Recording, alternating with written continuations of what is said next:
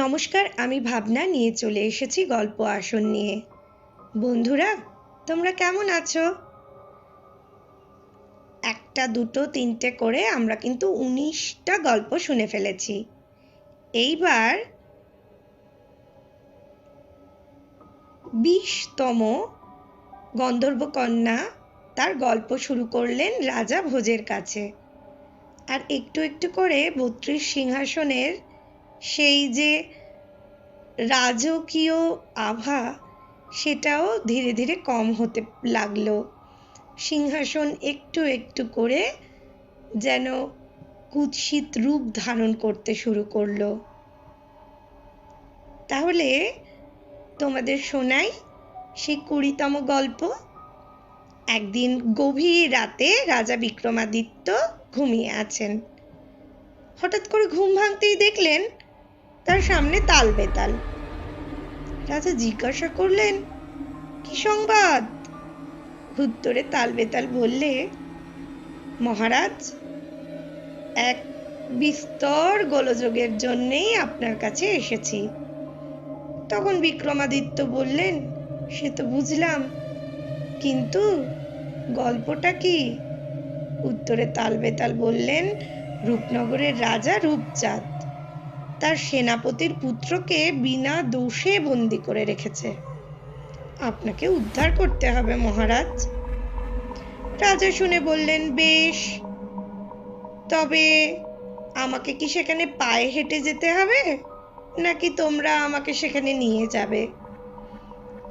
তাল বেতাল লাজুক হেসে মাটির দিকে তাকাতেই রাজা বুঝে গেলেন তাদের মনের অবস্থা। তখন রাজা বললেন, বেশ, তবে আমাকে নিয়ে চলো সেখানে। সঙ্গে সঙ্গে তাল বেতাল রাজাকে রূপচাঁদের কারাগারে নিয়ে গিয়ে হাজির করলেন। সেখানে একটি অতীব সুন্দর কান্তি যুবক কারাগারে বন্দী অবস্থায় রয়েছেন। যুবকের কাছে এর কারণ জানতে চাইলে যুবক শুধু কাঁদতে কাঁদতে বললে, সবই ভাগ্যদোষে ঘটেছে মহারাজ, আমাকে আপনি উদ্ধার করুন। তখন রাজা তাল বেতালের সাহায্যে যুবককে মুক্ত করে দিয়ে নিজে কারাগারে বন্দী হয়ে রইলেন। পরের দিন রাজা রূপচাঁদ, রানী ও রাজকুমারী একদিকে বসে, অন্যদিকে লোকে লোকারণ্য।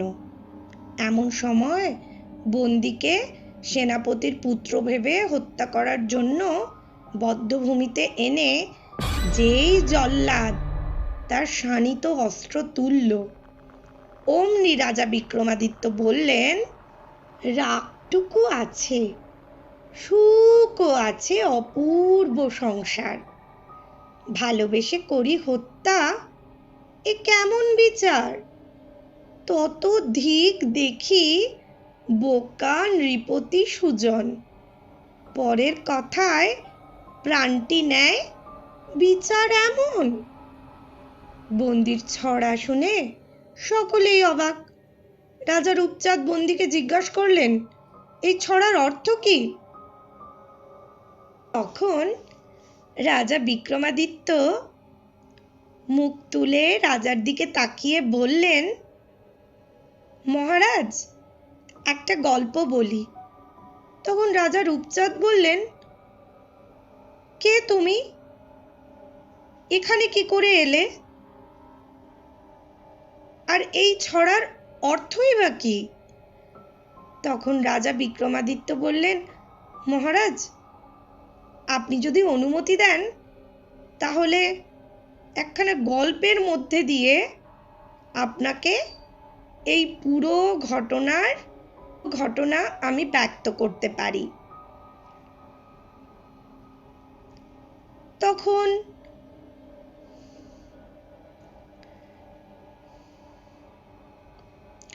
তখন রাজা রূপচাঁদ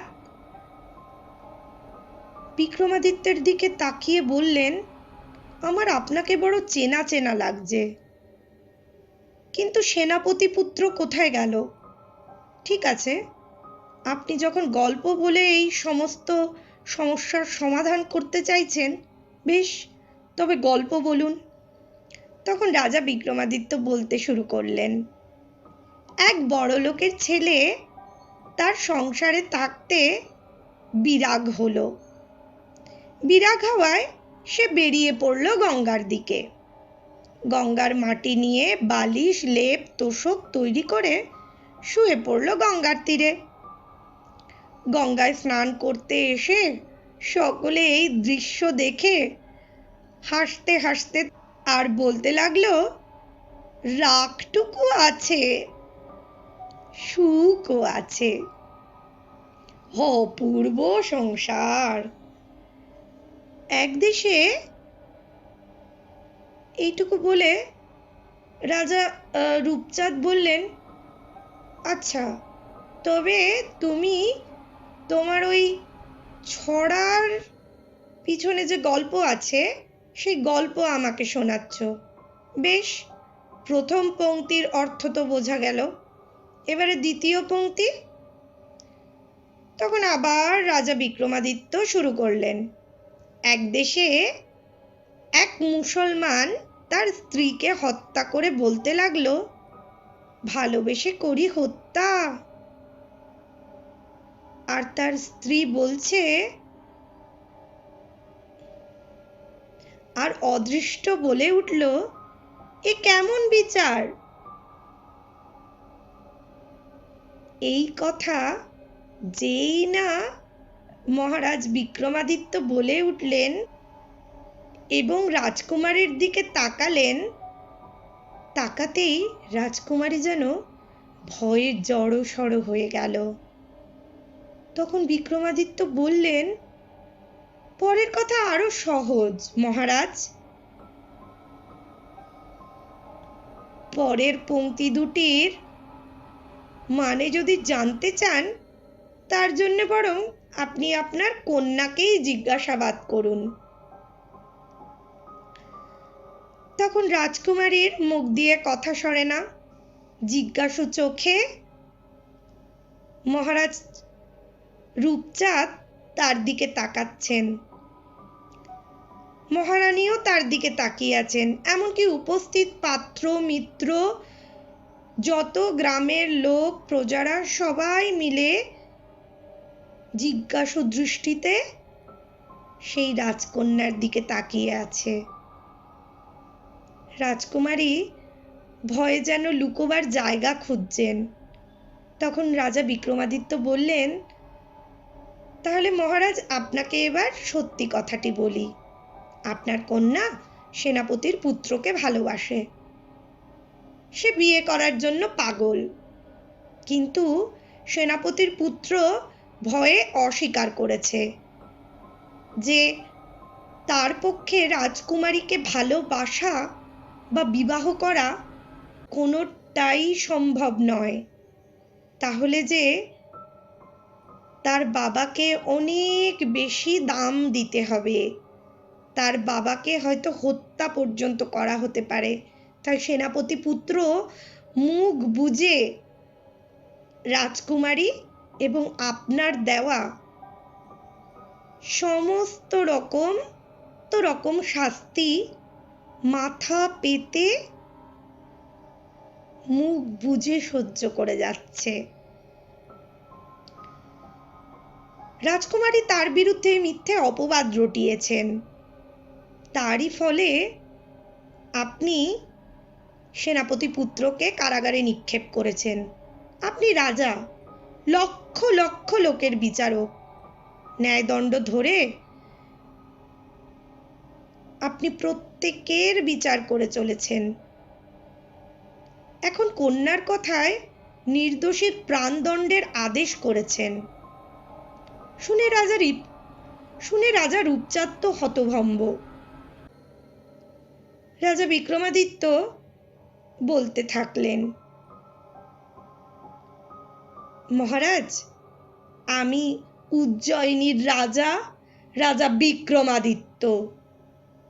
আমার মনে হয় আপনি রাজকুমারীর সঙ্গে সেনাপতির পুত্রের বিবাহ দিন, তাহলে সমস্ত রকম অশান্তি দূর হবে। তখন রাজা রূপচাঁদ একেবারে দুই হাতে জড়ো করে রাজা বিক্রমাদিত্যকে প্রণাম জানালেন। জল্লাদকে বললেন, অবিলম্বে এই বন্দীকে মুক্ত করো এবং তাকে সমস্ত রকম সম্মানের সঙ্গে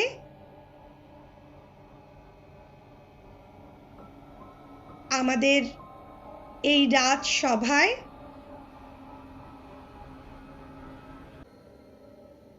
অভ্যর্থনা জানাও।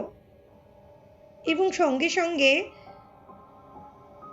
মহারাজ বিক্রমাদিত্যকে অভ্যর্থনা করার জন্য সকলে ব্যস্ত হয়ে পড়লেন। এদিকে তাল বেতাল সেনাপতি পুত্রকে সেখানে এনে হাজির করেছে। সেনাপতি পুত্র গুটি গুটি পায়ে মহারাজের সামনে হাজির হয়েছেন। তখন মহারাজ রূপচাঁদ সেনাপতি পুত্রকে জিজ্ঞাসা করলেন। তখন রাজা রূপচাঁদ যুবকের উদ্দেশ্যে জিজ্ঞাসা করলেন, তুমি কি রাজকুমারীকে ভালোবাসো? তখন সেনাপতি পুত্র জানালেন, অবশ্যই, এত রূপবতী গুণবতী রাজকুমারীকে কে না ভালোবেসে থাকতে পারে। তখন তিনি নিজের কন্যাকেও জিজ্ঞাসা করলেন, রাজকুমারী, আপনি সত্যি করে বলুন, আপনি কি সেনাপতি পুত্রকে ভালোবাসেন? আর আপনি কি সত্যি তার নামে এই কারণেই অপবাদ রটিয়েছেন? তখন রাজকুমারী মাথা নেড়ে এই প্রশ্নের জবাব দিলেন। রাজা রূপচাঁদের আর কোনো কিছু বুঝতে বাকি রইল না। সেনাপতিকে জিজ্ঞাসা করলেন, সেনাপতি, তবে কি তোমার পুত্রের সঙ্গে আমার রাজকুমারীকে তুমি বিবাহ দেওয়ার জন্য আজ্ঞা দেবে? সেনাপতি তো মহা খুশি। সুতরাং সবাইকে মন খুশি করে সেনাপতি পুত্র এবং রাজকুমারীর বিবাহ সম্পন্ন হলো। আর রাজা বিক্রমাদিত্য নিজের সাধের উজ্জয়িনীতে ফেরত চলে এলেন। আশিরচা, এই গল্পটা তোমার কেমন লেগেছে? খুব ভালো লেগেছে। বন্ধুরা, যদি তোমাদেরও এই গল্পগুলো ভালো লাগে তাহলে লাইক, সাবস্ক্রাইব আর শেয়ার করে কমেন্টে জানাও কি কি নতুন গল্প শুনবে। ঠিক, তাড়াতাড়ি জানাও আমাদের কি কি নতুন গল্প শুনবে।